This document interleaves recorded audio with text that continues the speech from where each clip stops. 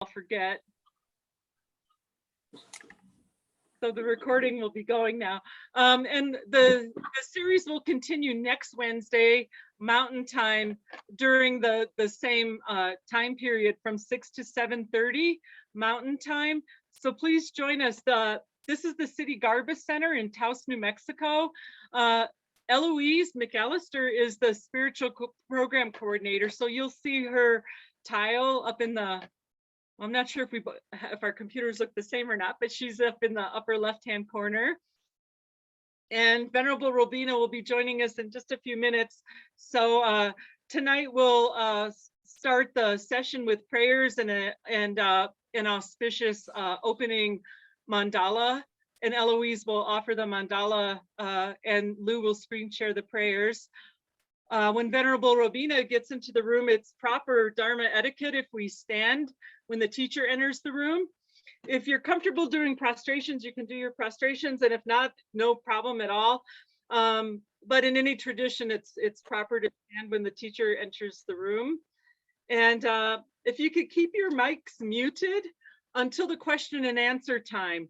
So, so that way we don't interrupt Venerable's teaching flow. We'll keep our mics muted, and then when it's the question and answer time, there's several different ways you can ask questions. You can raise your hand using the raise hand icon. You can chat to either Lou or myself your questions in the chat box. Welcome, Carola. So if I have a minute before Venerable gets here, if you haven't used the raise hand icon, if you look in the bottom of your screen in the bottom menu, you'll see chat, share screen, different things. There's the reaction button. And if you click on the reaction, then you can raise your hand. Welcome, Venerable Robina. Hello, darling people. Happy to see you all. Carol, Layla, who else is there? Jane, Jana, Caroline. Bit late for you, darling. Maybe you have late hours in Belgium. I'm in New York now, so. Oh, are you really? Yeah. In New York? What are you doing there? Visiting a friend. Oh, I'll be there in a few days. You're going to be there when I'm there? I'm leaving Monday, so. Oh, miss me up. You'll miss me. What to do? Yeah. Okay, you people, let's talk. I think Eloise wanted me to talk about Buddha nature. Sounds very grand. So we'll see where we go with all this. Maybe 5 minutes on that and then we'll see what happens. But I mean, yeah. And then, so anyway, we're here together. Happy to be together, all of us. We're going to think, listen, contemplate, analyze, internalize this information. Why? So we can get our heads in sync with reality. Why? So that we can stop suffering. And then we can also help others do the same. That's the plan, you know. That's the plan. Sangye charang soke jognam la janchu baru dagni kyapsu chi dagi chonyen gipe sonam ki drola penche sangye drupa shok sangye charang soke jognam la janchu baru dagni kyapsu chi dagi chonyen gipe sonam ki drola penche sangye drupa shok sangye charang soke jognam la janchu baru dagni kyapsu chi Dagi chonyen gipe sonam ki drola penche sangye drupa shok. Okay, so Venerable Robina, excuse me, Eloise, the SPC from KTBC would like to offer the mandala. good, very nice. Go on, Eloise. So we think we're going to offer all the contents of the universe to the Buddha, requesting for the teachings. Very auspicious. Okay, Eloise. Sorry, I had to unmute. This ground, anointed with perfume, strewn with flowers, adorned with Mount Meru, 4 continents, the sun and the moon. I imagine this is a Buddha field and offer it. May all living beings enjoy this pure land.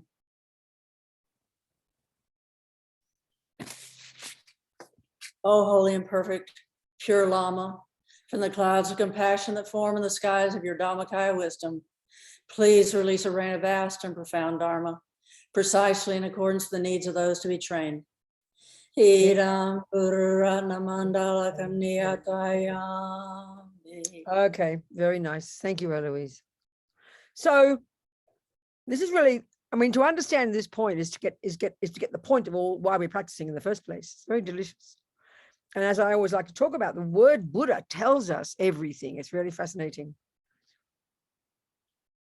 So Buddha tells us, the Mahayana view, as we know, there are different traditions of Buddha's teachings, you know. But the Mahayana point of view is that, well, certainly the Prasangika Madhyamika point of view, is that every sentient being, every mind possessor, I love that word. I think it's a delicious translation. It's a literal translation of Sem Chen, which is the word we translate as sentient being. I think a mind possessor is really sort of spot on, isn't it? Every mind possessor, and as we know, Buddha would tell us there are countless, I mean, humans are a tiny percentage of them, countless mind possessors, just by their very existence, their very nature. It's just how it is.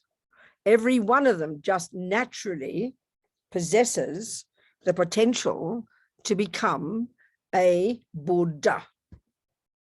So everybody possesses Buddha nature. So we don't talk like that. We don't say, we sort of, it sounds puzzling. Everybody possesses Buddha nature, you know. But first, the word Buddha, it's so, I like to remind us repeatedly of this, because it tells us exactly the job to be done. It's almost like so simple. So, you know, the etymology of this word. And I think also it's the word in Sanskrit. In Tibetan, yeah, I've heard it's also the word, anyway, another word in Tibetan, I can't remember, but I'm pretty sure this is right. That Buddha is Sangye, you know, but also I think another word, can't remember. Anyway, the Sanskrit, certainly, the etymology of it, it's so delicious and it seems almost too simple, but it tells us exactly what we're doing as a Buddhist. Bud tells us, implies the utter eradication from our mind of all delusions, the ego grasping that believes there is an intrinsic me, that gives rise to the attachment to get what that fantasy me wants, which gives rise to the aversion, the anger, the despair, the irritation, annoyance, frustration when it doesn't get what it wants, and all the other thousands of afflictions that Buddha lays out very precisely, all these poisons, these toxic emotions. The Buddha has found, this is the unique finding of this Buddha, this amazing genius back then, the Buddha has found from his own direct experience, and it was at this point, on this point precisely, that Buddha diverged from the previous amazing yogis that he studied with, you know. That these delusions are not intrinsic. They're not at the core of our being. They're not in our fundamental nature. Therefore, that's the logic, they can be removed. So of course, in order to understand this, we have to know the Buddhist meaning of the word mind, because if you tell a neuroscientist that, they would burst into laughter at you and think you're some kind of peanut, you know. So we have to know what Buddha means by the mind. And of course, we have to know he means this non-physical, subjective, cognitive process, the thoughts, feelings, emotions, unconscious, subconscious, instinct, intuition, this entire spectrum of our inner being. For the Buddha, he has found directly from his own experience that the mind is not physical. He doesn't call it a soul, like all the Christians and the others. They call this non-physical component of us a spirit or a soul. He doesn't use those words. So he's found from his own experience that these neuroses, these delusions are adventitious. They're not intrinsic. They're not at the core of our being. Therefore, they can be removed. Well, I suppose the first question is, why should you remove them? It's a very reasonable question. He says, because guess what? He has found that they're the cause of our suffering, of all sentient beings. They're the cause of suffering. In other words, he's telling us he's found a method to stop suffering. It's one way of putting the whole of Buddhism. It's a method for stopping suffering. But not only can we achieve that, not only that, so from the Mahayana perspective, we can also achieve the Da, Buddha. The Da implies the development to perfection. To perfection. All the other parts of our mind, which are at the core of our being. This is what's fascinating. Our conventional nature. love, intelligence, kindness, wisdom, compassion, generosity, forgiveness, you name it. These are our conventional reality. And they are at the core of our being. In other words, this is so curious. They can't be removed. This is very fascinating to think about this. So speaking simply, you could say that's our conventional nature. They're the characteristics of a mind, you know. And they can be developed to perfection, the good ones, and then the other ones can be eradicated completely. And that's you know, this is Buddha. So the Buddha is saying every sentient being has that potential, because, you know, so when they say every mind has Buddha nature, I mean, it's just, you know, kind of, we don't talk that way, do we? But I always like to use this simple example, just a really simple example of an acorn, you know, because often they refer to this as the seed of enlightenment. We all possess the seed of enlightenment, you know. So if you think of an acorn, we all know very well, and this is, hear the words, we know very well that what defines the very existence of an acorn, the seed, we know it's a seed that when it's given the right conditions will naturally, inevitably become an oak tree. So that defines its nature, doesn't it? So you could equally say every acorn, this is the one to help us, every acorn possesses oak tree nature. If it is an acorn, if you can say that's an acorn, then necessarily it can be turned into an oak tree. That's the way Buddha's saying about every mind, every consciousness, every mind. Just naturally, what defines its existence, like what defines the existence of an acorn, is its potential to turn into an oak tree. So what defines for the Buddha the existence of minds, what minds actually are, finally, are potential Buddhas. That's the way of saying it. All minds possess Buddha nature. In a sense, that's who we really are. We're not it yet, but he's discovered that's what a person is. That's what a mind is, a potential Buddha. So what he's done is he's become one of them, and he says, here's my methodology. So if you'd like to do this, it's over to you, you know, you do the work. That's it. So we can talk about our conventional nature and our ultimate nature. So you can say simply that the virtues are, you can speak simply, the virtues are the conventional nature of minds. You could say that. They're valid, because we know one way of saying, as we look into the Buddhist model of the mind, we've got delusions, virtues, and then the mechanics.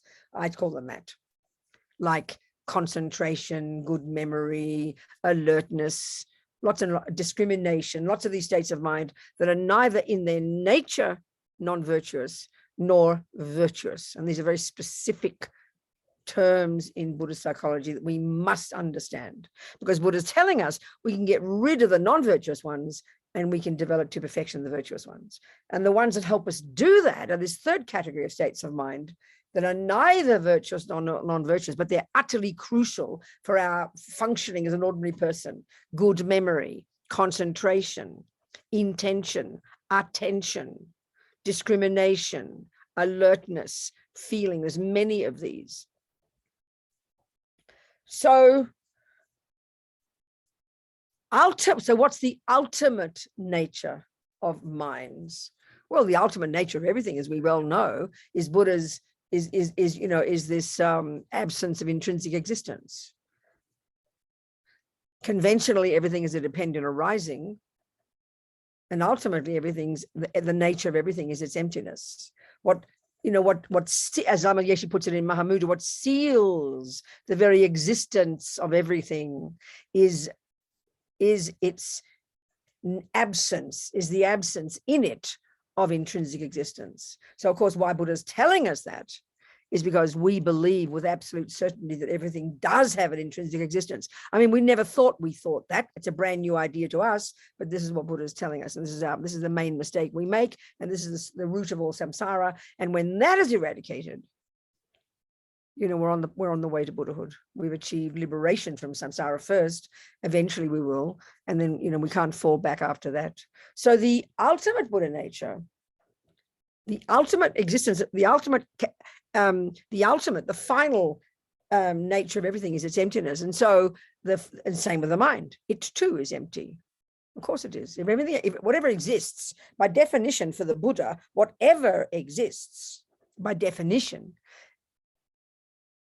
is empty of intrinsic existence. And not only that, but what enables something to exist is its emptiness. So Buddha nature, the ultimate Buddha nature, is the emptiness of our mind. The ultimate Buddha nature is the emptiness of our mind. That's what Buddha nature ultimately is referring to, the emptiness of our mind. And that's what we're discovering in Mahamudra. We learn to discover our true nature in Mahamudra. So emptiness enables things to exist. And this is the interesting point, because we all know as soon as we hear emptiness, instinctively we fall into the abyss of the great mistake. And we think, well, there's no I, there's no this, and there's no that, because we can't help it, because we hear it as nothingness, but it doesn't mean nothingness. So everything has a conventional nature. And, you can even just say the characteristics of the mind conventionally are its virtues, speaking simply, are its virtues. Then ultimately, what defines the mind as existing, what's its ultimate nature? It's the ultimate Buddha. Our Buddha nature is the emptiness of the mind, the emptiness of the mind.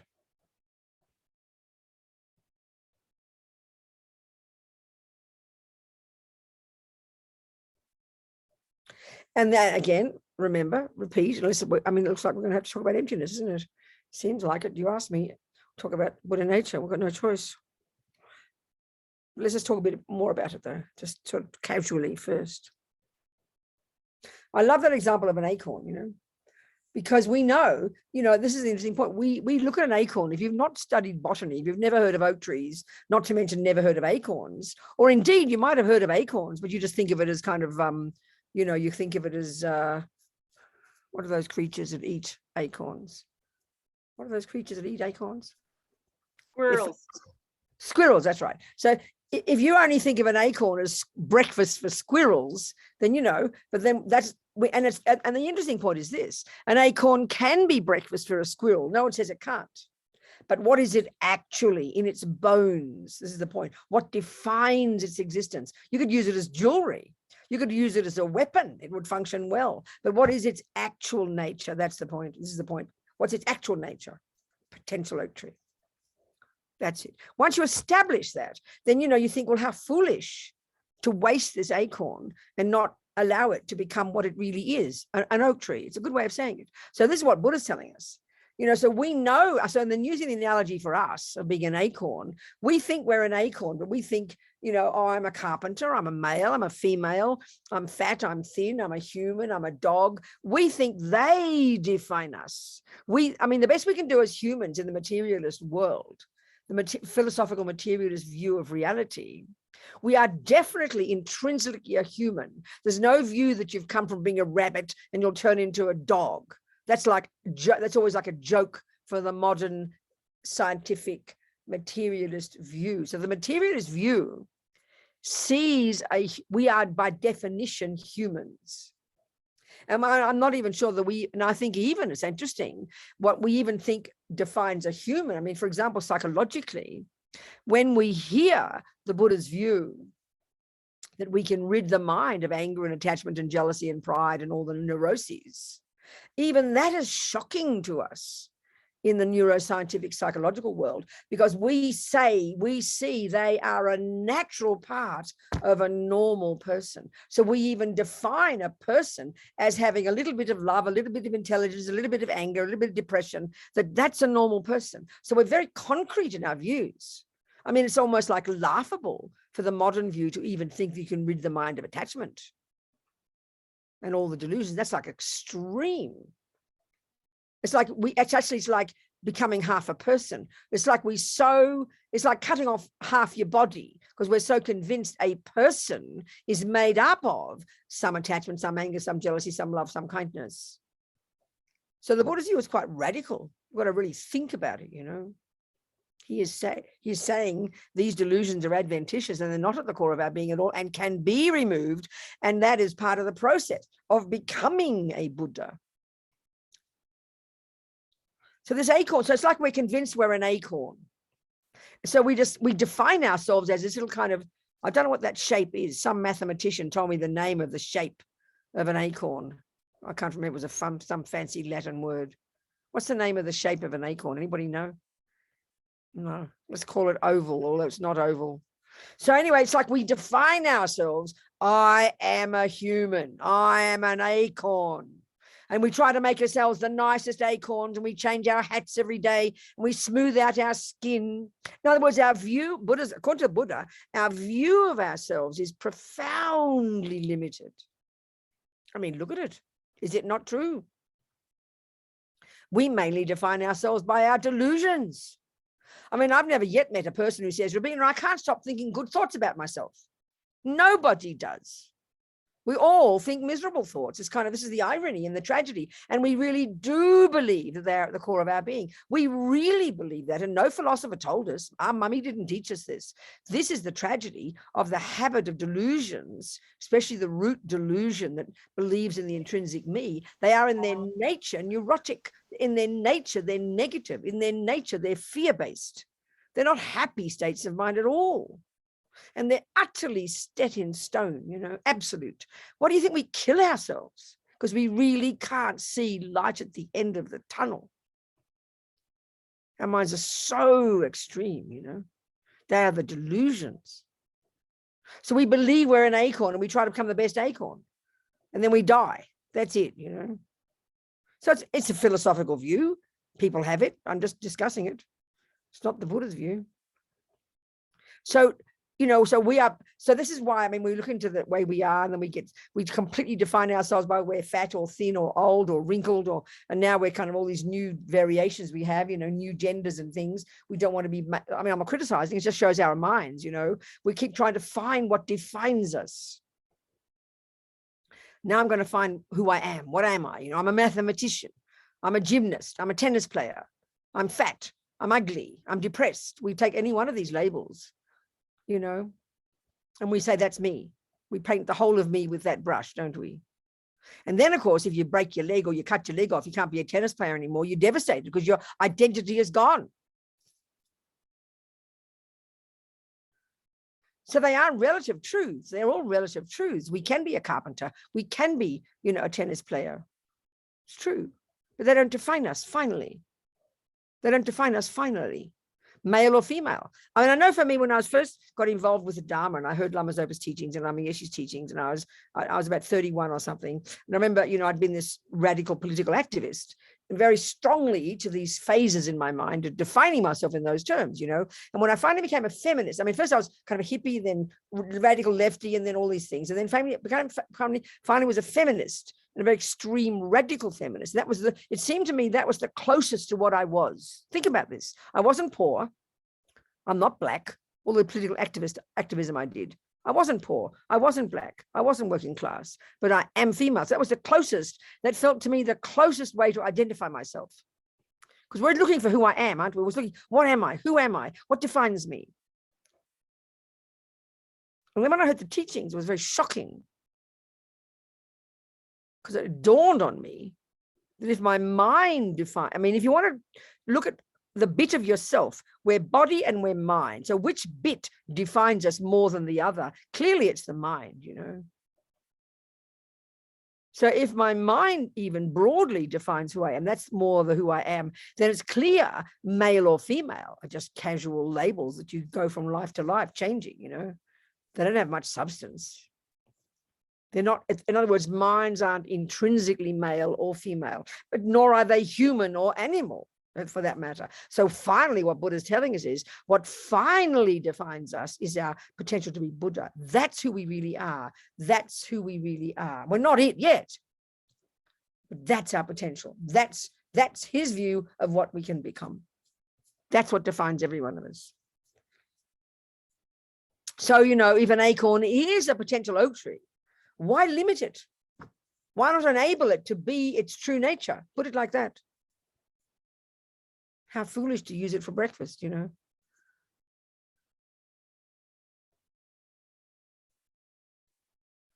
So let's look at why the emptiness of the mind, why emptiness in general enables things to exist. Things exist because they are empty, not in spite of it. That's how the nihilistic, that's the way we think with extreme views. We think things are, kind of like it counteracts, it annihilates existence. In fact, it reiterates existence. It enables existence. In other words, the Buddha is telling us there's nothing that could exist that isn't that is not empty. There's nothing that could exist without being empty. That everything's having no intrinsic nature.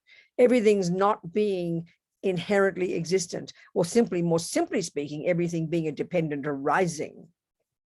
Because that which is dependent arising is that which is empty, and that which is empty is that which is dependent arising.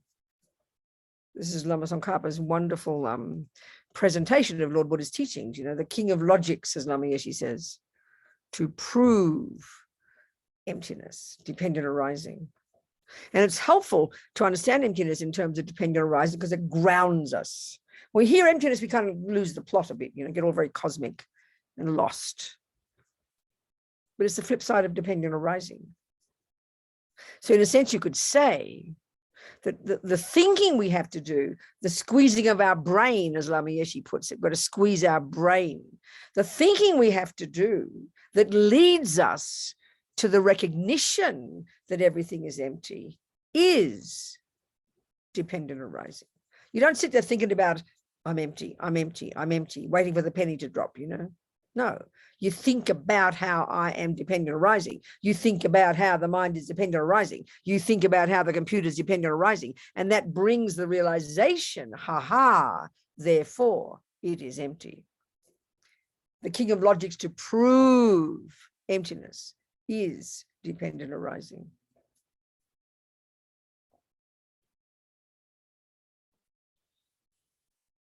So Buddha teaches dependent arising mainly through three variations, but there's three ways, 3 levels of it. Things exist in dependence upon causes. And this is already, these are arguments, debates he has with the views that prevailed before him. This is where he diverged in his own direction. So cause and effect is the first one. Counteracting a view that there's an intrinsic I or soul or self that's kind of uncaused, permanent, unchanging, partless, these types of things. And this is a bit to the two first views about dependent arising.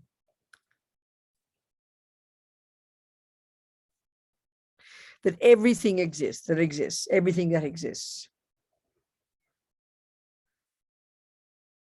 So then the first thing we have to do in order to investigate the existence of something, and this is what Buddha is wanting us to do, because he says we're at the moment, because of delusions in our mind, we're living in la-la land in relation to things that exist, where these delusions, as Lama Zopa puts it, decorate on top of what does exist, layers upon layers upon layers of characteristics that just don't exist there. It's a really delicious way to put it. The delusions decorate on top of what does exist, layers upon layers of characteristics that just don't exist there. And each delusion has its own projection. So if we look at the root, the two main delusions in day-to-day life, attachment and aversion, we run between these two like maniacs all day, up and down like yo-yos. Attachment, the main branch delusion, effectively for Lord Buddha, the main cause of day-to-day suffering, which is the main voice of the root delusion, ego grasping. So attachment decorates on top of an object, a person, an event, whatever, layers upon layers of characteristics that make it look more delicious than it really is. Attachment, all delusions exaggerate. That's how they decorate. They all exaggerate. This is a really fascinating way to look at things psychologically. If we think about how we go up and down like yo-yos, extreme, you know, that's because each of these different states of minds exaggerate. So attachment exaggerates the wonderfulness of things. So if we're like in love and everything is perfect, and finally I found happiness, I got the best job and my body's comfortable and everything's beautiful and I adore everybody, everybody's divine. We're in the up mode, the extreme of attachment, gone bonkers, you know, really believe everything. Finally I found happiness, everything is now perfect. That's how we talk. It's complete, it's a total fantasy. It's a complete exaggeration, you know, a complete exaggeration that we totally believe in. And it's almost like that's the eternalistic view. That's the two extreme views. That's the extreme view of, they call it eternalistic. Now I've got happiness. Everything's perfect. It's like set in stone, divine. So that's attachment. So when the bubble bursts and you go crashing down, where to? To despair. And that's the bubble. Now that's aversion, could be anger, despair, depression, that now makes everything appear, decorates on top of everything, ugliness. So we can see how we have this to ourselves, towards ourselves as an object. We are the object of so much attachment and so much aversion, you know. So, you know, we talk about being very extreme in the world. We might call it bipolar. We used to call it manic depression. Variations of this. We're up and down like yo-yos. And one day everything's divine. Next day you want to kill yourself. We all know this. We all have this to one degree or another. Some of us obviously more extreme. That's because of the up mode is attachments running the show. It paints everything looking, it decorates everything as divine. You're as blind as a bat. And you believe it totally, and then you see it as permanent. Another mistake the mind makes. You see it as then permanent. And then the bubble bursts because it must, because you're living in a fantasy world. Then you go crashing down to despair, and now you can't see the light at the end of the tunnel, and everything is absolutely vile, yourself included, and you want to kill yourself. We know this. This is attachment and aversion. These are the names Buddha gives it. These are our mental illnesses. They exaggerate. They exaggerate. That's how they decorate. They exaggerate. So we're seeing, so the world out there, as Lama Zopa says, appears back to us, as they say in Buddhist psychology, in the aspect of whatever's in the mind. So mainly attachment, everything will look divine. Mainly aversion, everything will look ugly. Arrogance, everything, you know, you'll think you're important, you're so important. Low self-esteem, you think you're a creep.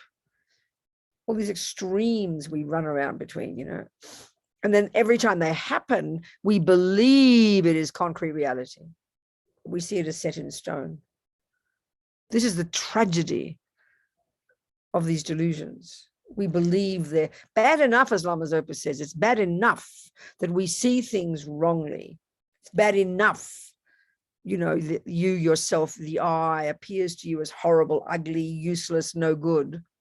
Bad enough that you appear to yourself like that, but the worst thing is you believe it's true. That concreteness is the worst tragedy of all the delusions. If we understood that things were impermanent, we would not suffer nearly so much. We would kind of, you know, we'd wait. We'd know there's light at the end of the tunnel. When we're really despairing, that's when we don't realize there's light at the end of the tunnel. We can see some people are more patient and they know there's light at the end of the tunnel, so they kind of ride the waves of up and down, you know. When we're really suffering, that's when we're extreme. Everything is up, it's all perfect. Everything's down, it's a disaster. Exaggeration. And we see it as permanent. That's the tragedy. So the branch delusions, and then you've got the root delusion that informs all of them. The ignorance, the maripa, ignorance, this root delusion, this primordially deep misconception in the bones of our being, so primordial that certainly in modern psychology, we don't even have a label for it. In fact, the view of an I, from the Buddhist point of view, that's faulty because it's seen through the lenses of ego grasping, is the I that we think exists in the materialist world. It is a philosophical view that reinforces self-existence.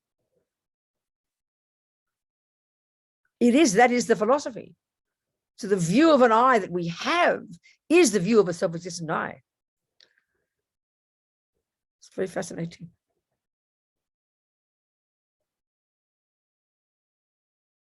So ego grasping, it's working all the time. You see, we just don't notice it. This is why in the second scope, the middle scope of the Lamb Ring, we have to work on the delusions, the branch delusions. You've got to get familiar with attachment, aversion, pride, jealousy, the branch delusions. We can begin to subdue them. But underneath them all, they're all informed by, underpinned by, driven by ego grasping, the root delusion. It's implicit. We're so deep we don't see it. So we've got to deal with the branch delusions first. And it's only when we get to the 6 perfections, the last 2, where we get some concentration, and then we begin to understand emptiness, get insight into the ultimate, get insight into how the root delusion functions.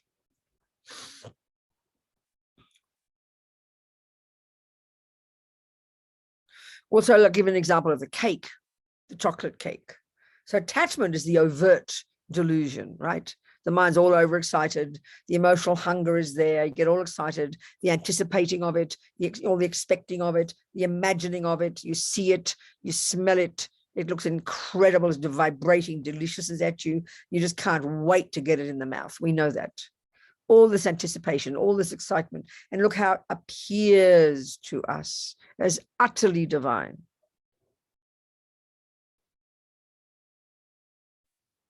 We know that. Most of us are attached to food. It's rare to find a person who's not attached to food. So when you go out for a meal, you get all excited. I love going out for meals, You anticipate the meal, you order it, you see the name in the menu, you visualize the bits and pieces in the menu where they tell you the contents. You wait for it to come, it comes, you're so excited, isn't it? So excited. Okay, we behave nicely. We don't just wolf it down like a pig. We try to be polite. We know it looks so delicious, doesn't it? All warm and it's hot if it's a hot meal. It looks so delicious. It looks delicious. And we believe it is in its nature delicious. We fall into that trap. But how emptiness comes in, how ego grasping comes in, how ignorance, the root delusion. So the attachment causes the cake to look delicious. It exaggerates the deliciousness. But the ignorance underneath, the root delusion, they don't function separately, causes the cake to look delicious on the plate in itself, from its own side, inherently, intrinsically, in itself, having nothing to do with my mind looking at it.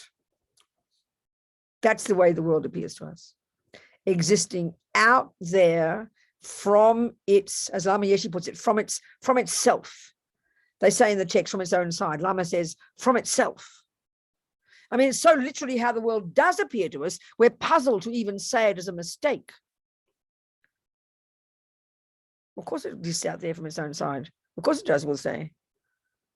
Of course it does, we'll say. Of course it exists from its own side. What do you think?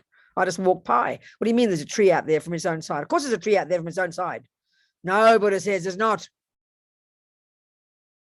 Even karmically is so fascinating. Even karma, There's one way that karma ripens is called environmental karma. The very way the physical world, the 4 elements impact upon us. As Lama Zopa says, the entire world is our own karmic appearance. So this is just karma is proving emptiness already. You look outside, there's it's peaceful, let's say.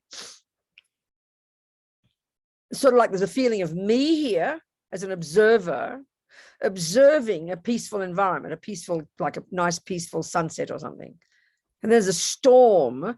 There's an innocent victim here having nothing to do with a storm. Like a storm has come from where, from the sky somewhere. But the Buddha's telling us that it's the exact karmic result of my past actions. There's nothing that we experience that is not the fruit of our past actions. That's enough to prove emptiness right there. Karma is the first level of dependent arising, cause and effect. There's nothing that we meet in the universe that we didn't create the cause to meet. There's not the way things appear to us is the fruit of our past karma. Everything's our karmic appearance. This is enough to prove emptiness. It's very fascinating. But look how we think of it. Oh, aren't I lucky? Oh, aren't I unlucky? Like we're literally an innocent victim. That's literally how things appear, out there from their own side, having nothing to do with me. That is the view of ego grasping. That is the scientific view. That is the scientific view. You didn't ask to get born. Your mother had sex with your daddy. Egg and sperm came together and little Bobsy popped out, you know. I'm Bobsy. 2 months early, mind you, impatient as usual. Bum first, my poor mother. I can't believe how mothers can give birth to babies. They breach, what they call it, your little bottom first. I can't imagine that. That must be extremely painful for the poor mother. Anyway, that's how I came out, rudely, presented my bum to my mum. That's very rude. Anyway, I'm sorry, I'm getting carried away here. So that's how we feel, isn't it? We didn't ask to get born. This is an expression of the view of self-existence. It's fascinating. No wonder we feel sorry. Now, what Lama Yeshe would call ego when he met us hippies, the self-pity me. Sounds very cruel, doesn't it? That's exactly how it is. You know? The self-pity me. Everything appears out there from its own side. So even thinking about karma is a powerful way to calm the ego self-pity down, you know, because whatever we meet, this ugly smell, the pretty smell, the nice food, the ugly food, the lovely weather, the ugly weather, people punch us in the nose or people kiss us. None of it is accidental. This is experiences similar to the cause, one kind of karma, how we're seen and treated by others, and the other one is even the physical world itself. And look at, what do you think COVID-19 is, you know? That's the karmic result, the environmental result of past killing, that the physical world at this moment in time of other human beings kill us. By kissing your mum, you can die. That's karmic. That's the environmental result of past killing, that you get sick. And then if you die young or get killed, that's the experience similar to the cause of past killing. Look at, so the environmental one is collective, the whole universe, you know, look at us experiencing the fruits of past killing.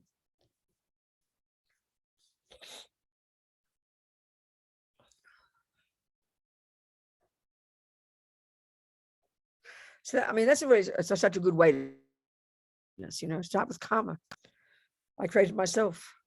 Even when you really begin to understand karma a little bit, you really realize that you did in fact cause yourself to be born. You went to that mummy and daddy, you had these experiences, you've got this kind of body, everything you created yourself. So it brings an incredibly much more powerful view of accountability. You stop getting angry, you stop getting resentful, you stop getting jealous, you stop having attachment, because they are all the symptoms of a person who thinks they are like good luck and bad luck, you know. When we start to realize that, it's very powerful. Already we're loosening the grip of ego grasping. Already we're moving towards understanding emptiness, you know. Thinking about karma. That's why the Lam Rim is so perfect, because it's leading us in stages, you know, gradually, progressively, enabling us to unpack and unravel our minds and understand karma, know our minds, then we move towards bodhicitta, and then we get to the 6 perfections, you know. Ready to realize, ready to understand emptiness. The subtlest way that things exist. So the 2 truths, there, you know, there's the way things exist ultimately, and then there's the way things exist conventionally.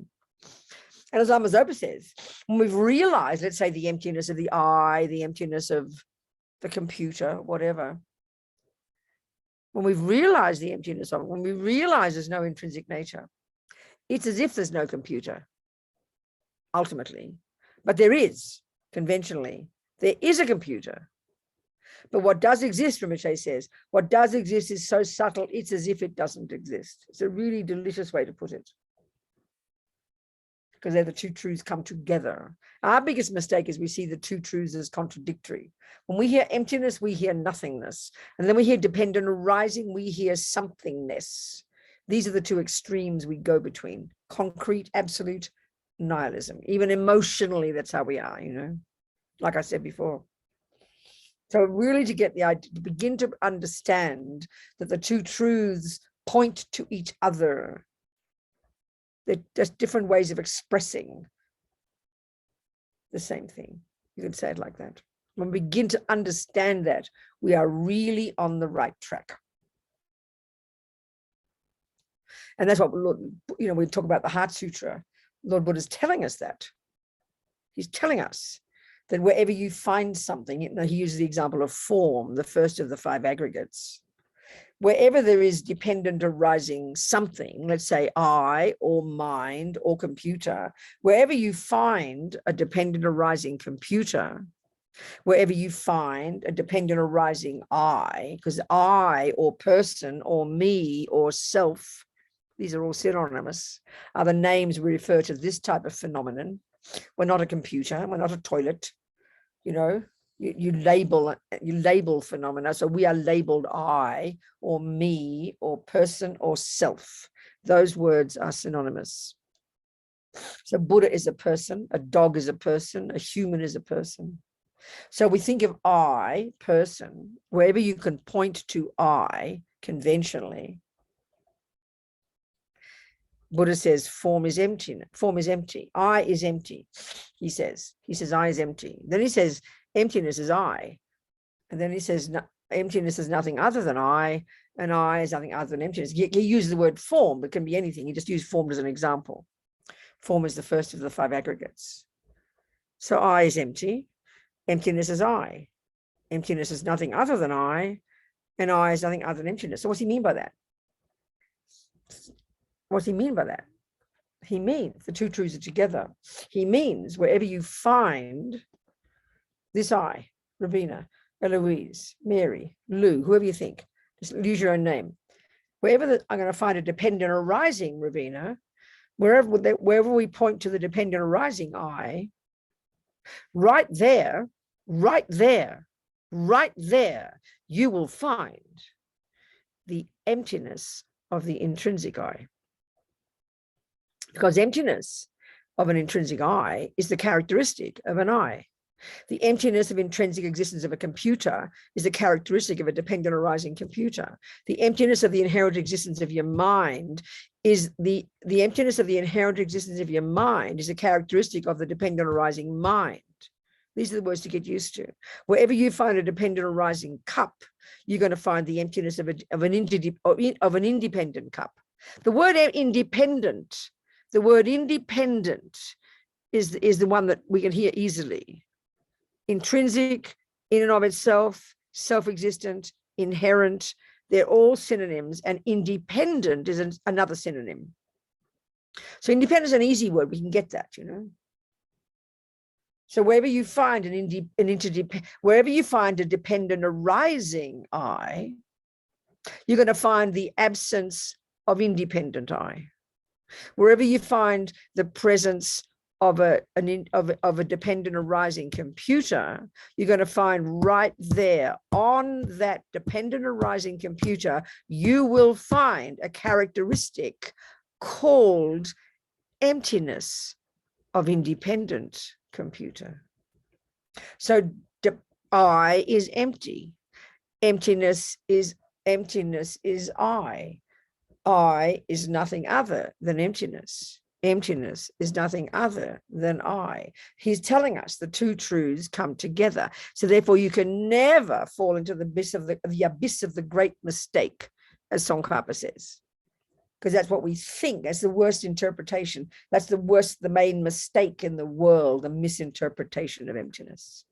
We can't help but hear it as nothingness. It's a mistake.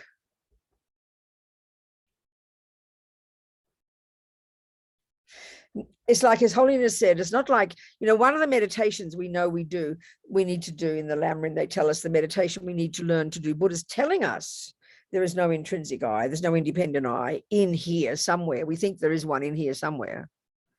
Our language expresses it. He's telling us that there isn't.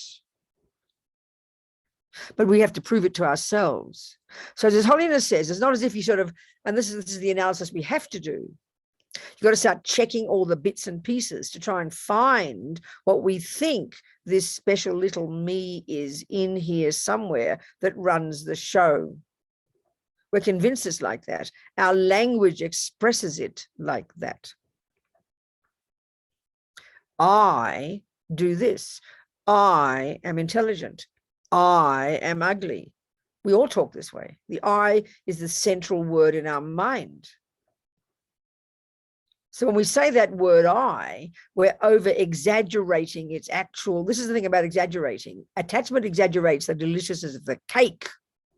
But in ignorance that underpins the attachment exaggerates the very ontological status itself of a delicious cake.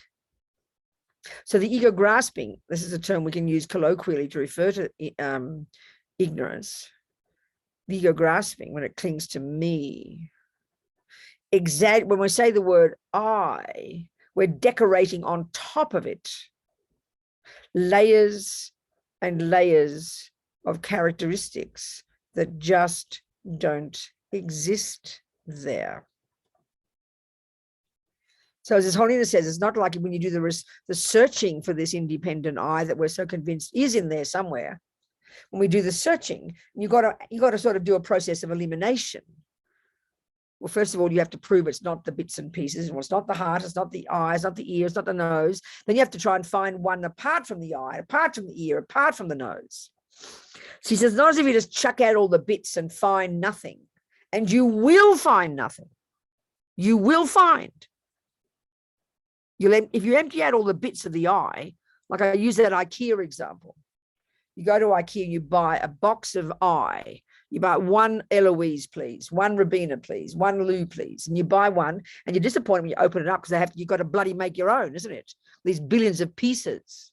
So we are convinced there's a piece in there labeled in its own little package, in its own little Ziploc bag, and it's going to be labeled Lou. And we think there won't be a Lou until that one's plugged in. Well, you won't find one. You will not find one. There won't be such a piece. So you'll chuck out all the other pieces looking for it, and you will end up with nothing. But that's not the real premise, as His Holiness says.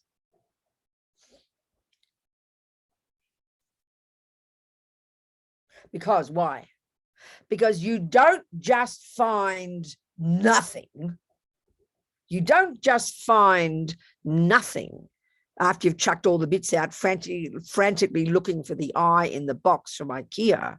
You chuck out all the other bits, the knees and the nose and the eyes and the eyelashes and the ears. You're throwing them all out, frantically looking for this bloody piece called eye. You will end up with a box with nothing left in it, but that's not the real premise. You won't just find nothing. You will find the emptiness of what you thought was there. So nothing is not the same object as the emptiness of an independent I. What you will find, shockingly, is the absence of what you thought was there all the time, a special little independent I. So it can't be nothingness, not a possibility.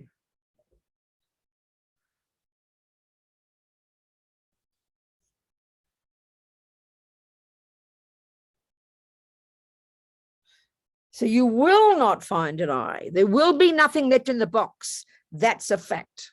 But that's not the real premise. What will arise in your mind is this shocking recognition. What appears to your mind is the shocking recognition of the absence of the I you were looking for. The absence of the I that you've been utterly convinced for eons has been in there all the time, but you finally discover it has never been there, it isn't there, and it never could be there. That's the realization of emptiness. And it's not nothingness. Are we communicating, people?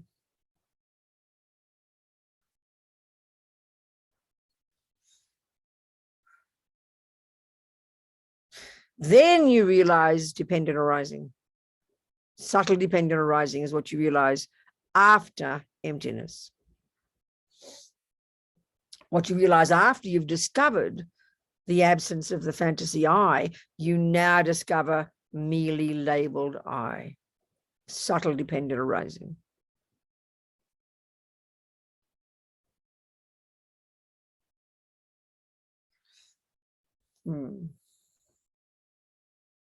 I need a drink of water.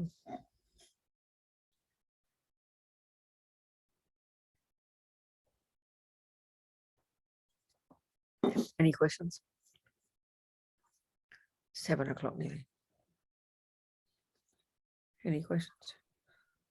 If you have a question, you can raise your hand or just unmute yourself or send a note to Lou or myself. Nothing, no questions. How to ask a question? Okay. Any questions, anybody? No. All right. I think we should stick with that point a little bit, really. This is the point. This is the essence of it, really. You're looking in that IKEA box. You're looking. Of course, Buddha didn't have IKEA, so he didn't use that example. The example they get us to use is you're already built, but you've got to deconstruct yourself to see where the I is. This is the other way around. You're building your I, building the self, trying to find the, hoping you're going to find that piece. So either way, it's very delicious.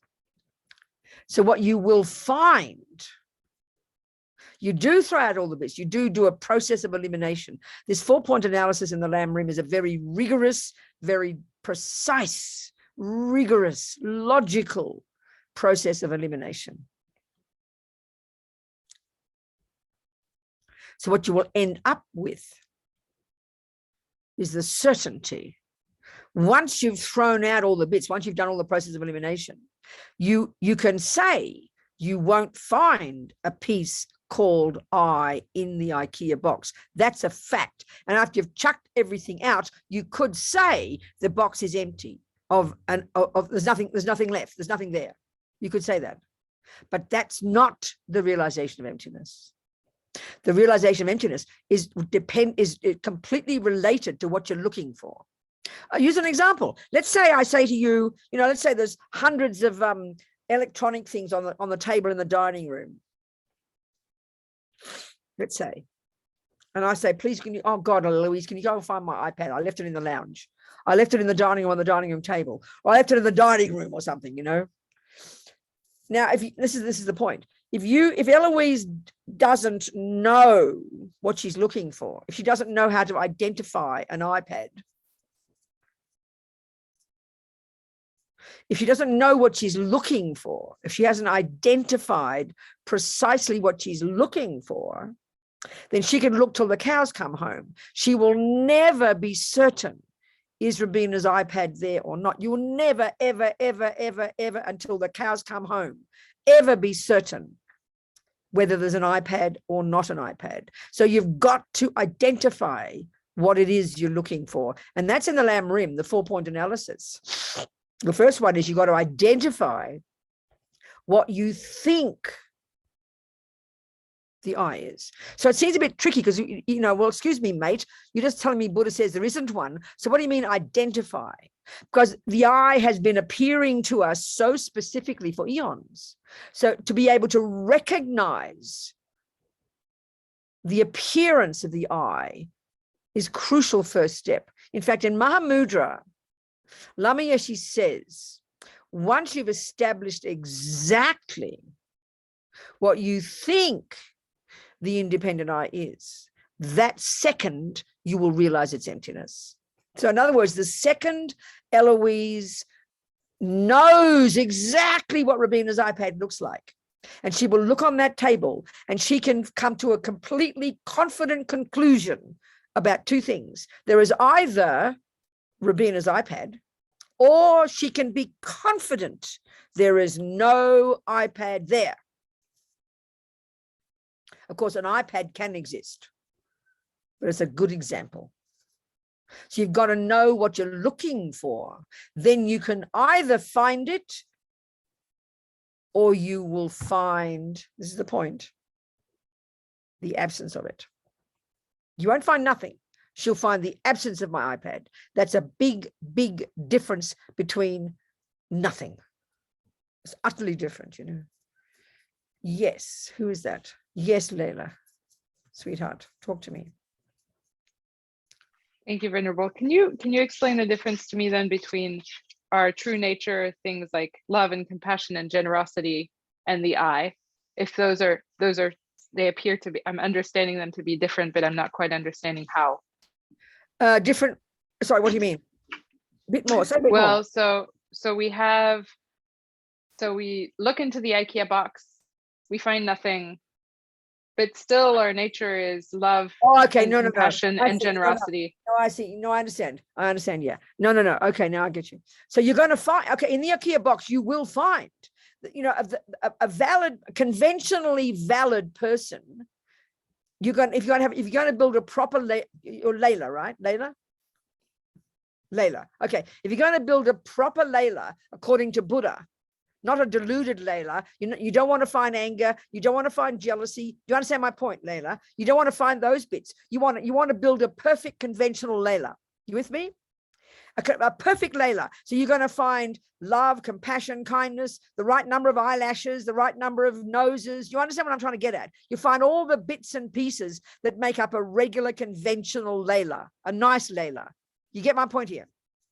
You will find those pieces, honey. You're going to screw them in the right place. You will find the hands and the love and the compassion and the kindness. Relatively speaking, they are the components of a nice Layla. Put it that way. But what you won't find, which is what we think is there, is another piece in its own little Ziploc with its own little label called Layla. We say, listen to the words, honey. Layla will say, like the rest of us, I have a right hand. Don't you? You would say that, wouldn't you? You would agree you'd have and even without analysis, we can prove it is a truth that Layla does have a right hand, and she does have a nose, and she does have hair, and she does have eyelashes. We can say that. Would you agree? But the point is, okay, I'll give a simple example. I will make a statement, okay? I have an iPhone and a thermos. So conventionally speaking, if you look at what I just said, you can agree that I made a correct statement. Would you agree? It's simple, uncomplicated. Now, listen to this. If something does exist, you've got to say, they've got to be, you know, how many phenomena have I mentioned? How many phenomena have I mentioned? Layla, 3, right. There's one of them. Here's another, and there's a third. You agree? So if that's a true statement, you have to point out 3 separate, independent phenomena. It's a simple example. And that an independent, crucially meaning that an iPhone doesn't depend upon Robina for its existence. Robina can drop dead. The iPhone will still function as an iPhone. The mug, my thermos will still hold the tea warm. And Robina, so each of them is a separate and independent phenomena. It's a really simple example. Now I'll make another statement, more subtle, more nuanced. I have a nose and an ear. Now, without analysis, that's a true statement. But if we want to do this proper analysis, we are going to need to point out 3 phenomena that are not dependent on each other and that are separate, just like before. So there's the ear. Now, if my ear goes deaf, my nose still works. My nose can't breathe, my ear works fine. But now where is the third piece called eye? We believe there is a piece in there alongside the nose and the ear and all the other thousands of pieces in that IKEA box labeled eye, because we believe the eye is like the owner. We think of that. When you say, Robina, I don't like your nose, and I'll say, how dare you insult me? Strictly speaking, Layla, you did not insult a piece called me. You insulted my nose. So we believe there's another piece in there walking hand in hand with the nose, walking hand in hand. And the Christians and the Muslim would say there is one, and they call it a soul. The Hindus call it a self. No, Buddha says, there ain't one, and you don't need one. An independent eye. Now, there is an eye, but you can't separate it. You can't point it out. And that's the final realization. It's the merely labeled eye, which is subtle. You're not going to find an independent, separate piece called eye. That's the analysis we have to do. We believe there is. And if the thing is, if there were an independent piece in there in its own little Ziploc labeled eye next to the other little Ziploc with the one called the ear and the foot and the eyelash. If there were a piece called an ear and then the ear broke, the nose is going to go, oh, phew, I'm glad I'm not broken. I'm still fine. And so will the eye. But we know we are interdependent. We know there is, so we say I, and we know it's dependent upon the other bits, but you can't point it out. It's not separate. That's the kind of discussion. And when you realize that, you realize the emptiness of the I that you thought was there.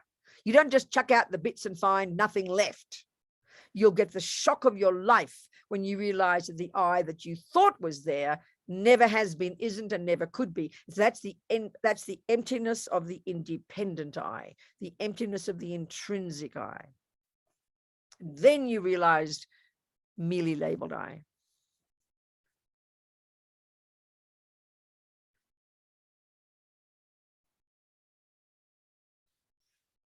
And the other argument we have to do, because we also, another mistake we make is we believe that the I is all of me. Well, as Lama Zopa says, the label I cannot be the same as the base for the label I, because I is merely a label we put upon all the parts. But we believe it is, the nose is the eye, and the ear is the eye, and the breast is the eye, and the pee-pee is the eye. So as many pieces you'd have as many eyes, which is clearly not feasible, So we either believe all the bits of the eye, or we believe the eye is a separate little piece owning the others. And these are the two mistakes we have to eliminate. And the conclusion we'll come to, if it's correct conclusion, there is no I that's independent of these parts. But but you'll conclude that there is an I, a dependent arising I, because, as Buddha says, where you find the conventional Leila, which is so subtle, it's as if it doesn't exist, you're going to find right there on the conventional Leila, you're going to find right there the absence of independent Leila. So you can't have Leila without emptiness of Leila. Therefore, the two truths come together. These are the words we have to think about, to get taste of. Okay? Good. Anybody else, sweethearts?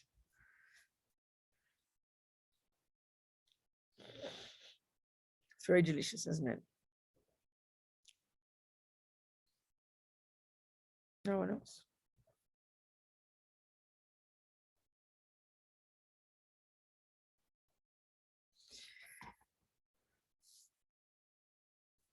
So the key thing to try and get hold of is that emptiness is just shorthand for the statement absence of an I that's independent of the bits and pieces that make up I. In particular, the absence of an I that's independent from the mind that labels it I. That's the subtlest one, the subtlest mistake. And I think it's easy in some ways, fairly easy to prove it if we think about phenomena. It's harder to think about when it comes to I, because we're so close to I. But I always think about my friends in prison, So, I'm in prisons, conventionally speaking, you could say that a prison is an ugly place, where you're sent when you're naughty and you can't escape from it. That's a pretty good definition of prison. And some are pretty disgusting, some are more pleasant. I remember a couple of years ago, a friend of mine in Norway wrote and he said he was so excited about his 2-year prison sentence. He can't wait to go to prison because it was in the country. It was all beautifully made. There was education there. There was grow your own veggies, and he couldn't wait to get to this lovely prison. That's normally not like what most prisons. That's definitely, I know, the ones I've been to are not like that. So you could say, conventionally speaking, a prison is this ugly place where, covered in, where you can't escape and where you're sent when you're naughty. And indeed, many are pretty ugly. That's a fact. So now, naturally, we assume that if you want to be happy, you would not, if you saw in the real estate pages in the old fashioned days, the real estate pages in the newspaper, a place for free. No, you wouldn't go there. I promise you, you wouldn't want to go there. So it is an ugly place. So we assume if you're sent to prison, it's kind of shattering. Oh my God, she's gone to prison. This is terrible. So you assume a person will be miserable. But I can tell you, some people I know in prison are very happy. So for one person with a miserable mind, the prison will look disgusting. And for another person with a happy mind, the prison won't look so disgusting. So that proves emptiness right there. It proves it's merely labeled. So my friend Mitchell on death row in Kentucky, I mean, he's been practicing for 35 years in prison, in his red jumpsuit, in this garbage dump of a prison, eating garbage dump food, waiting for his electric shock to kill him, you know, getting close to his death date. And he practices. He's a happy fellow. He takes care of people. He does a sincere 3-4 hours of practice every single day. He's extraordinary. He's a happy guy. I can tell you, he's a happy guy. He's come to terms with his life, with his crimes. He's compassionate, he's wise, and he's happy. He has happy personality. So that proves it's merely labeled. It proves it's merely labeled. It proves it's merely labeled. The way the world appears to us is according to what's in our mind. Right there, it proves there's no intrinsic thing. I mean, even just the fact that when you're hungry for the cake, it looks delicious. And when you're stuffed full of 5 pieces of cake, the cake that's left over on the plate now looks repulsive. This is enough to prove merely labeled cake. It's right there, proves it. But we don't join the dots, you know. So the subtlest meaning of emptiness is merely labeled. And that's hard for the eye, because, you know, we can talk about merely labeled prison, merely labeled chocolate cake. For some people, it's delicious. For other people, it's ugly. But when it comes to the eye, it's harder to see how we label I, how to find an I that's separate from my name I, how to find there's an I separate from the way I see I. That's more difficult, definitely. And it's worth squeezing our brains.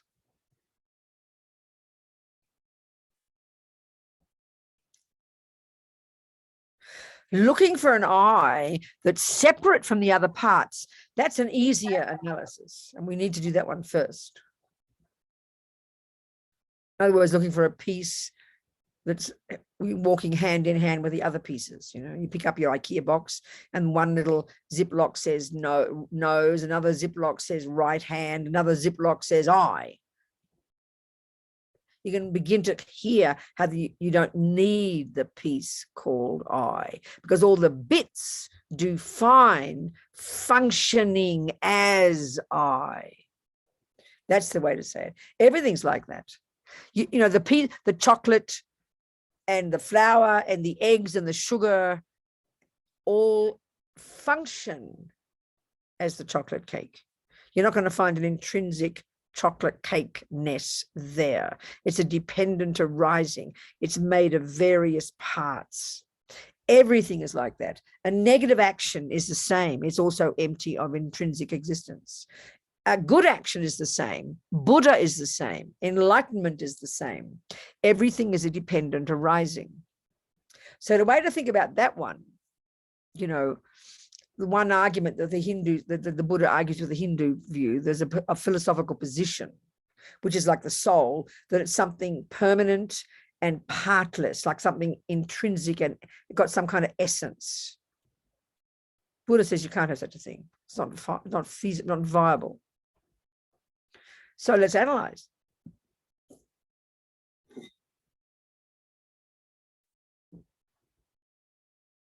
So let's think of a negative action. A negative action. Let's think of an action called killing. It's a phenomenon. It's a phenomenon like everything. A computer is a phenomenon. An action called killing is a phenomenon. A finger is a phenomenon. Whatever exists is called a phenomenon. So an action is a phenomenon. So in this case, it's called a negative action of killing. It could be a correct definition.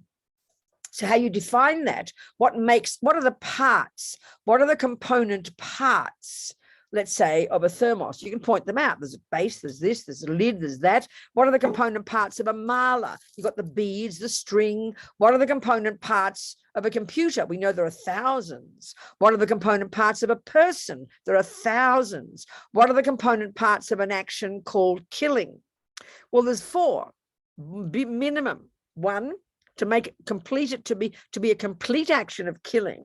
It's made up of, or even in the person, just within the person, the action called killing. There's the object there, but the action itself in the mind of a person and then the hand doing the job. 1, there's the intention, I will kill.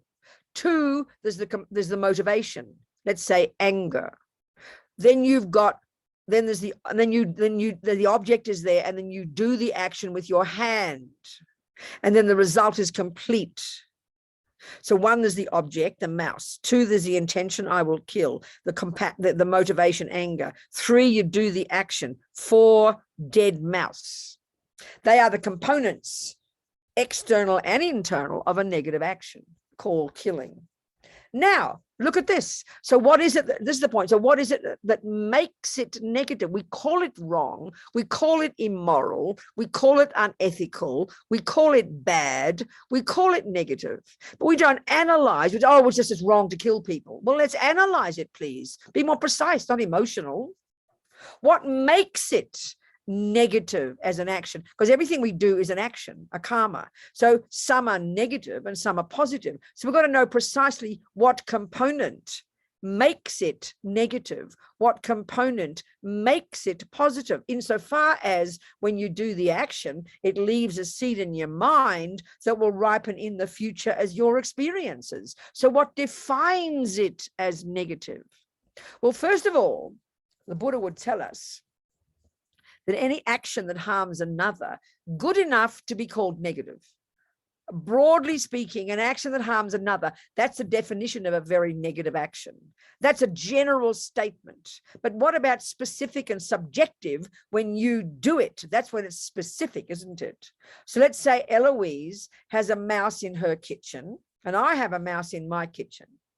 So we've established that in general, a generality is an action that harms another is negative, not, by the way, like with Christians, because God said. That's what defines a negative action in Christianity. This is a really major point. My Catholic priest friend told me that. But by definition, an action of negativity is negative because God said not to do it. This is really huge. There's nothing like that for the Buddha. Okay, there's certain conventional rules. Buddha set up certain rules and vows. They could be called Buddha's rules if you like. But the fundamental ones like ethics, they're natural laws for the Buddha. An action that's negative, killing of another, because a sentient being doesn't like getting killed. It's a statement of truth. It's a natural law. Buddha doesn't make it negative. That's a bizarre idea. So, okay, that's a general statement. Now let's look at the specifics of when Eloise does her action and I do my action. So 1, there's a mouse. 2, there's intention in Eloise's mind. I will kill the mouse. That's neither negative nor positive.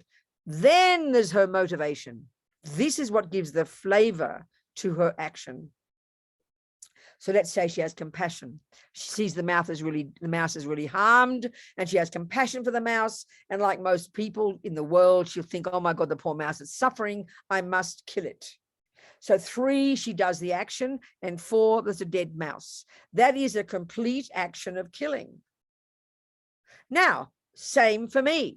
1, there's a mouse. 2, intention. I will kill the mouse. Motivation, aversion, disgust. How dare there be a disgusting mouse in my house? 3, I do the action. 4, dead mouse. Now, if people didn't know our minds, we would look as if we did an identical action, right? We both killed a mouse. But this is proving emptiness. Her motivation was the wish to help the mouse. She had no anger. She only had compassion. She didn't have wisdom. The Buddha would say compassion is not enough because the poor little mouse went from the frying pan into the fire and she actually caused it to get a hell being birth. So it was actually awful. But she didn't know that, so she's ignorant. But her motivation was she meant well. So that action she did, you could argue, doesn't have much negativity at all, because what's in the mind is the main dependent arising that determines the character, and that proves it's empty. Because my action, looking exactly the same, my anger was enormous, so mine was a heavy negative action with a completely different karmic result. That proves emptiness right there, dependent arising. In other words, we've got looking like two similar little edifices, two little kind of things, you know, and there's various, I think of like a dependent arising, it's got various parts. So her action of killing has got a bunch of parts, intention, motivation, blah, blah, blah. And so has mine. Well, both have got a motivation. Everything else looks the same. It's like two little kind of things. They look the same. So what we do is we pull out, you know, so we look at this one brick inside her little shape, and it's called compassion, and my little brick is called anger. That proves they're different dependent arising phenomena. They're not the same. They're dependent arisings. That proves emptiness. So everything that exists is a dependent arising, therefore it doesn't have an intrinsic independent nature. Everything that exists is empty of existing from its own side. It's dependent arising. Everything that exists. And the subtlest one, merely labeled, is the hardest one to understand, you know, the subtlest. Everything certainly exists depends upon its parts. Everything that exists has, that's why there's an argument with this Hindu view of some kind of inherent intrinsic Atman, or an inherent intrinsic creator. Same philosophy, both mistaken. Buddha says we don't need creating. We don't need a little boss in here either. They're just the bosses, aren't they? We don't need them, because the parts do fine. Sentient beings do fine creating their own reality. We don't need creators. We don't need punishment and reward. And the parts of the I do fine functioning as the I. You don't need a little soul to run the show. You don't need a little boss I in there who runs the show. Okay, people, what else? That'll do for tonight, maybe.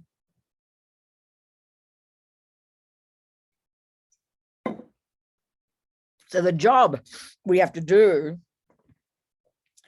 to become this natural Buddha that is our true nature is very simple, is implied by Buddha. Remove the delusions and grow the goodness. That's it. That's the job, people. Then we'll become our natural state, Buddha. So how would you be when you're a Buddha? It sounds easy saying no delusions and all the virtues, but let's just remind ourselves how we'd be. Well, first of all, our mind is no longer encumbered by any delusions, so it would pervade the universe. There would be nowhere where our mind isn't. It's omniscient. It's infinitely compassionate. It's got empathy for every being as if they were you, no separation, and infinite power to do whatever needs to be done to benefit sentient beings for as long as time exists, including manifesting in countless bodies, in countless universes, for countless eons, for the sake of countless sentient beings. That's a Buddha. That's our true nature. Of course, you go to a neuroscientist and you tell them that and they'll lock you up for being insane. So we have to think about it. Any questions, you people? Come on. A few minutes to go. We can finish now if you like. Any questions? No? Just some food for thought, maybe. Food for thought. Get excited. Way to go. Be patient, okay? That's why it's encouraging to have people in front of us, isn't it, who look like they're doing the job, or at least we can hear that they've done the job. Like when we hear from all the lamas that His Holiness has done the job, it's encouraging, you know. There's a person right in front of us showing us that it's possible. If they can do it, we can too. We need that badly, I think. I'm going to leave it there, you people. Just taste all of this, okay? Just taste the meaning. And every time you say the word I, try to catch, you know. What am I referring to? What am I referring to? Trying to think that, you know, because it's got a very big meaning, hasn't it? It's the biggest word in our mind.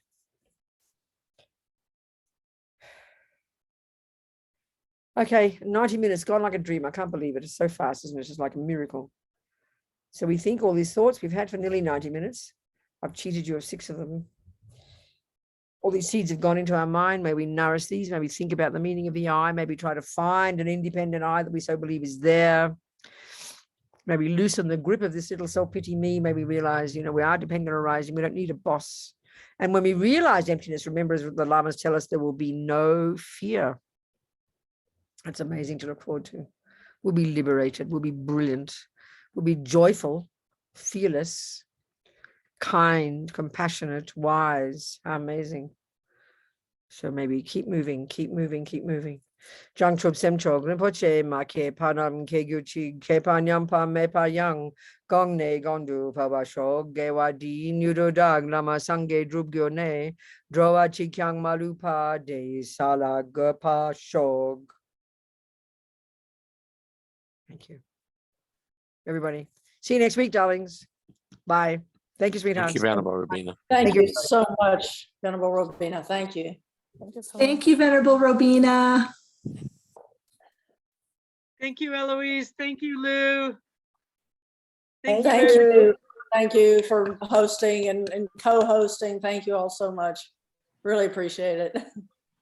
So please join us next week on Wednesday, Yep. March 30th from 6 to 7:30. Go on, darling. I left a bit quick. I'm so sorry. I think Eloise is about to say something and I ran away. Did I? Forgive me. That's okay. I was just going to thank you for the marvelous way that you explain things. It's just, it's Okay. wonderful. Thank you. Good, I'm Thank happy. you. Okay, that's all. I'm sorry. I just went a bit rude. Okay, darlings. Thank you, everybody. All right. Bye next Bye. week. See you, darlings. Bye. Thank Bye. you. Thank you. Okay. All right.